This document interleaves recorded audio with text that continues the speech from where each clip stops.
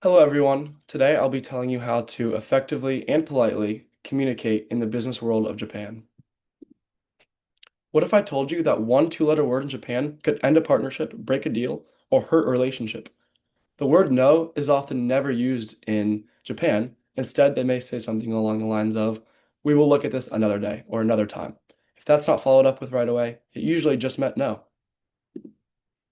First, I will tell you about culture's effect on business, then how to communicate in Japan, and third, how to adapt to this new culture.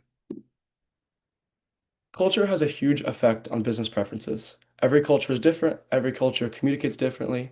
As a result, every culture does business differently.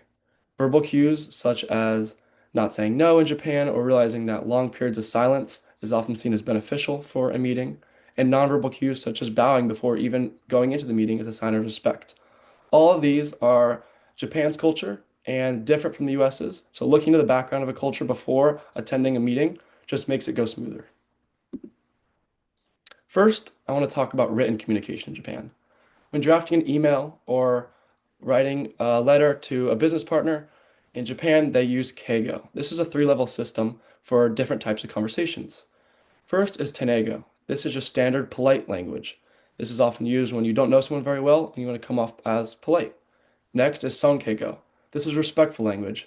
If you are emailing or talking to a business partner or a boss, you want to be respectful. Third is Kenjogo.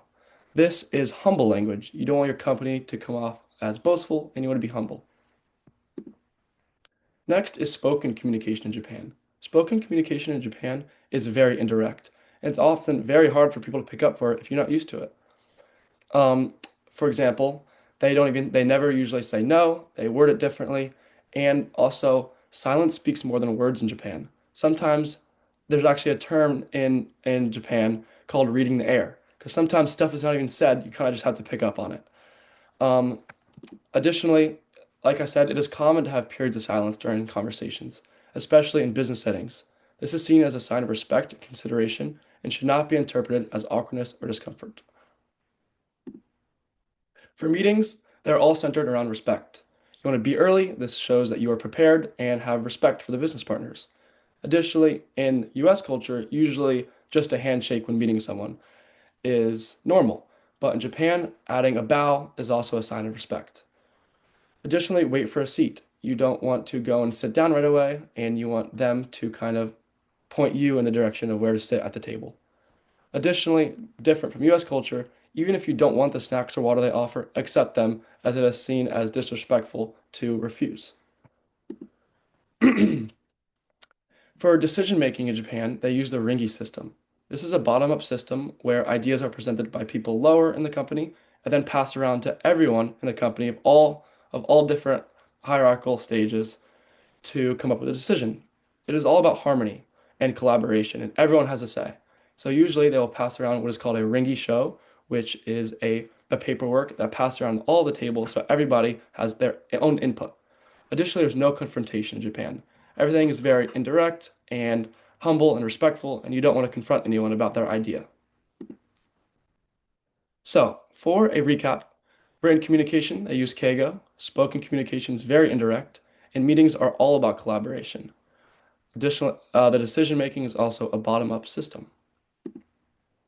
How can you adapt to this new culture?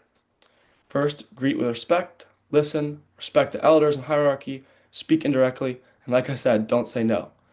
On the right side, you can see some websites. The Japan National Tourism Organization, Japan Educational Travel, and Web Japan all give you more insights on how to adapt to this culture. There are so many different things in Japan that many people don't even know about, like walking, everyone walks on the left side instead of the right. And also no one eats while walking. So if you're in a business meeting or talking to someone and walking, maybe talking about business, you shouldn't eat. Tabaruki means eating while walking. The word is a combination of two Japanese verb, taburu, which means to eat, and aruki, which means to walk. Thank you.